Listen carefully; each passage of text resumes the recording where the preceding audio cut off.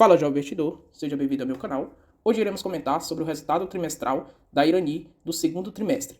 E aí, basicamente, reportaram um resultado extraordinário de lucro líquido aqui de 228 milhões de reais e foi um aumento de 170,3% em relação ao segundo tri de 2022. Porém, tem que olhar com calma esse balanço. Por quê? Porque esse aumento aqui nos resultados foi derivado aqui por a causa ganha através do reconhecimento de crédito de PIS e COFINS sobre a aquisição de pares, que impactou o lucro líquido aí em 161,1 milhões de reais, favorável à Irani. Então, de fato, o resultado aqui apresentado de lucro líquido recorrente da empresa foi de 67,6 milhões de reais. E se a gente comparar com o resultado passado, não foi tão bom assim e representa uma queda nos lucros. Aí, se a gente olhar aqui a receita operacional líquida no segundo trimestre de 2022 versus o segundo trimestre de 2023, contempla uma queda de 8%. E também a EBITDA caiu 19,2%. Então, o fluxo de caixa aqui da empresa diminuiu em relação ao segundo tri de 2022. E aí, o investimento já realizado aqui no projeto Gaia, da plataforma, no segundo trimestre de 2022, foi um total aqui de quase 95 milhões de reais investidos. E aí, se a gente olhar o balanço no acumulado, a gente vê que a dívida ainda continua bem controlada, de 1,95 vezes a sua EBITDA ajustada, porém a gente consegue observar que houve um crescimento em relação ao trimestre passado. O retorno sobre o capital investido também diminuiu em relação ao trimestre passado, porém ainda um retorno de capital investido bem interessante de 20,7%. E aí, se a gente observar, o custo médio da dívida está de 13,9%. Então esse custo aqui considero alto e também devido aí a altas taxas de juros também do nosso país, que está em 13,75%.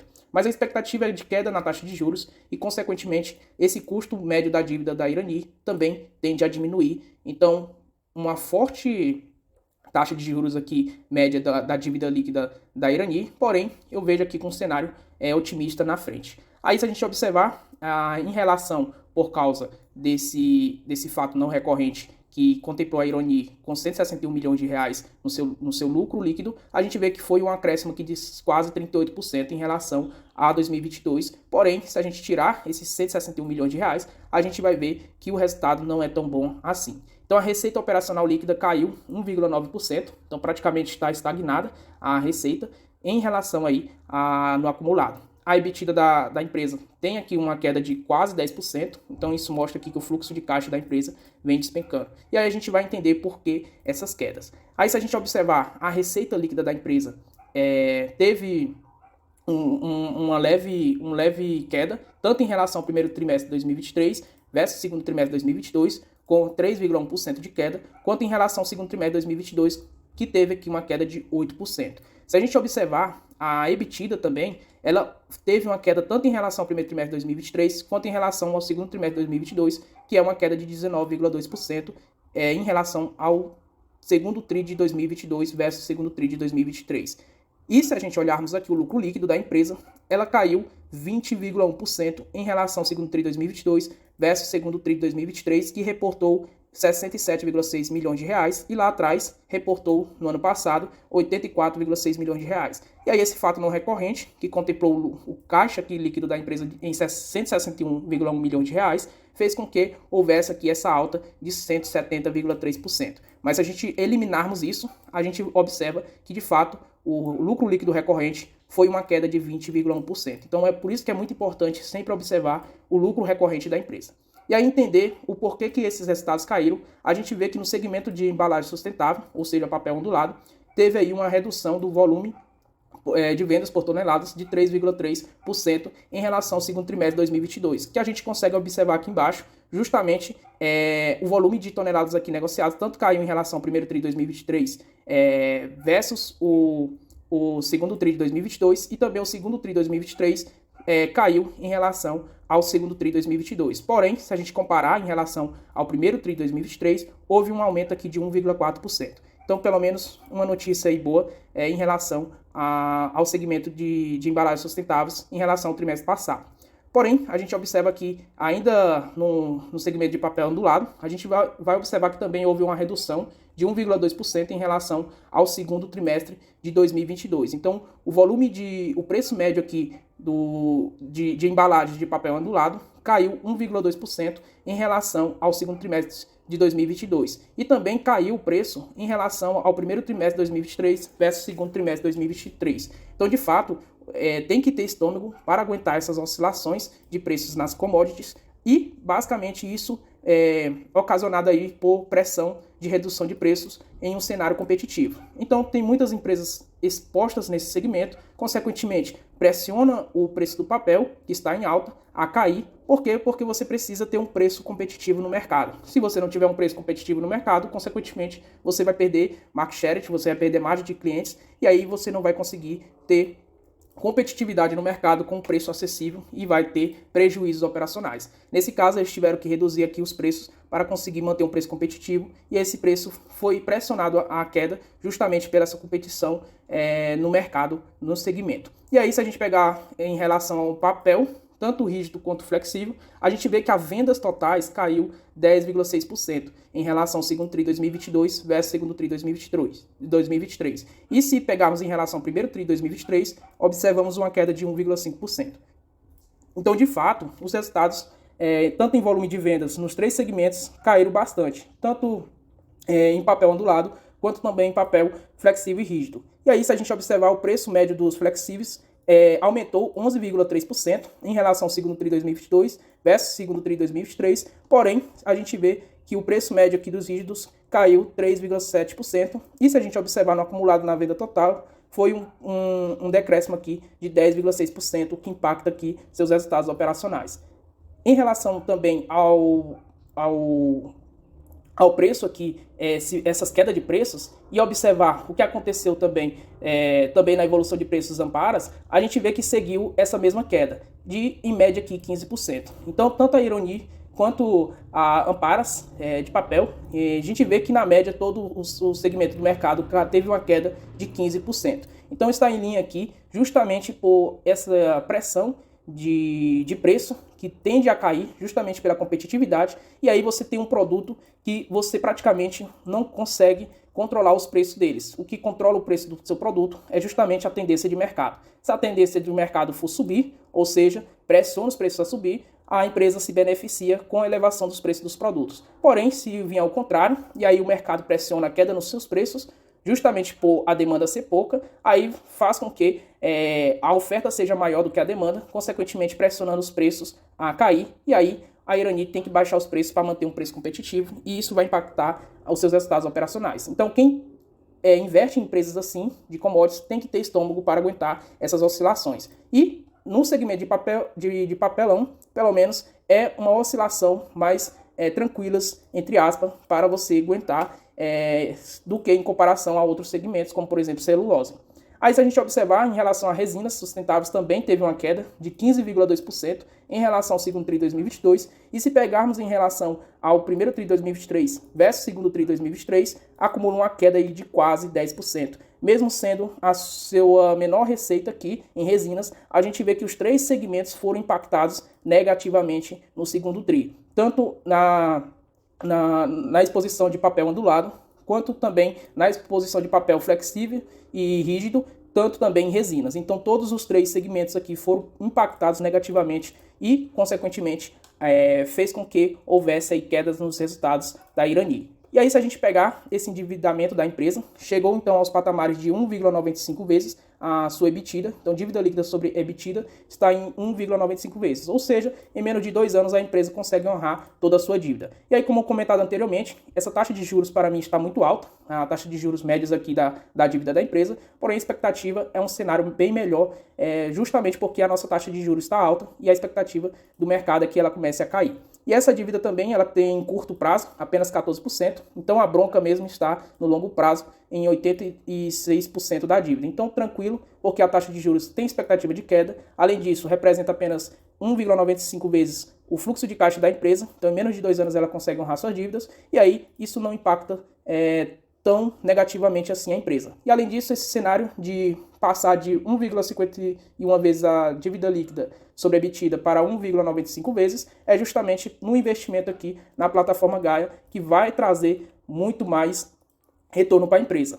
E nesse sentido de retorno, a gente vê que o retorno sobre o capital investido agora é de 20,7%, que caiu em relação aqui ao trimestre passado, 2,1 pontos percentuais. E se a gente comparar no ano passado, no mesmo período, no segundo tri de 2022, a gente vê que era o auge aqui do retorno de capital investido de 4,8 pontos percentuais de queda em relação ao segundo tri de 2023. Então, de fato, isso aqui, a tendência é crescer, justamente porque os investimentos estão quase terminando, e aí, quando estiverem a plataforma Gaia aqui, os investimentos terminados, consequentemente, vai gerar maior fluxo de caixa e maior retorno para a empresa. E justamente se a gente olharmos aqui o avanço físico, a gente já vê que Gaia 1, Gaia 2, Gaia 3, além disso, a Gaia 8 já estão aqui com quase 100% de avanços físicos. E aí, se a gente observar, Gaia 6, Gaia 7 e também Gaia 9 já estão também já com avanço físico acima de 50%.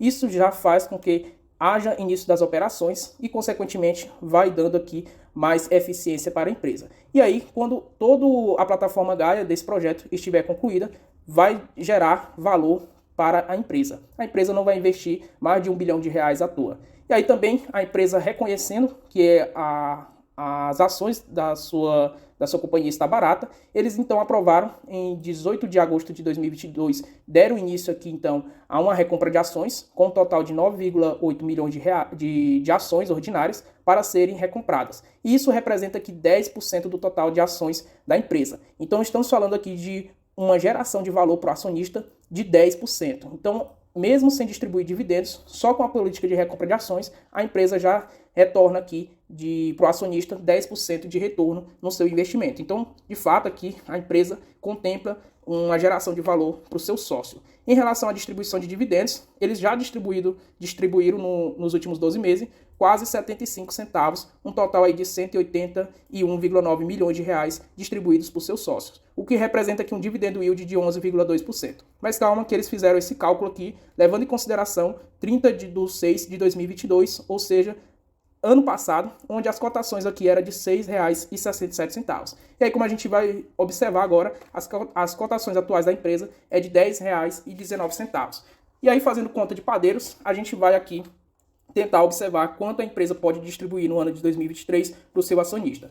Se a gente desconsiderar esse fato não recorrente aí, que foram beneficiados com 161,1 milhões de reais, a gente tem um lucro líquido aqui de apenas 301 milhões de reais no ano de 2023, o que representa aqui um lucro por ação de R$ 1,22. Isso aqui dá um PL atual de 8,35 vezes. Então, de fato, um PL aqui não tão interessante, ainda mais para um small cap.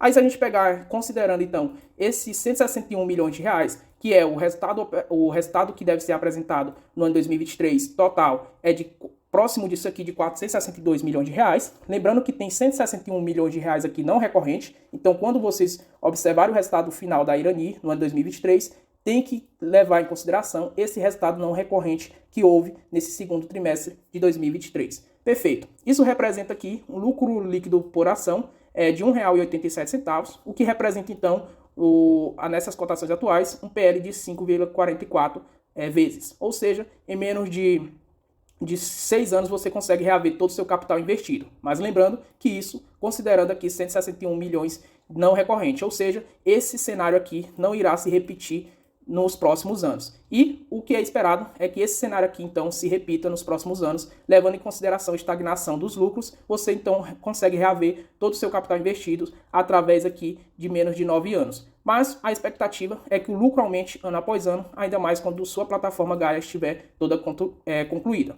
Levando em consideração, então, esses dois cenários de lucro líquido para o ano 2023, a gente observa que a empresa tem uma política clara de distribuição de dividendos, que ela distribui aí 50% do dividendo de lucros líquidos da empresa, desde que a dívida não esteja aqui acima ou igual a 2,5 vezes a EBITDA. E nesse caso a gente viu que ela está abaixo de 2. Então, considerando esses 50%, a gente, isolando esses 161 milhões, a gente espera então que a Irani distribua no ano de 2023 um total de 61 centavos de dividendos, e em relação às cotações atuais, isso representa aqui 6% de yield, ou seja, um yield aqui mínimo de 6%. Aí, se a gente considerar basicamente o dividendo yield uncorte, que é o mesmo valor da cotação que eles consideraram no ano passado, então 61 centavos, não fiz essa conta, mas a gente faz agora, 61 centavos, dividido por 10, ou melhor, por R$ 6,67, a gente está falando aqui um dividendo yield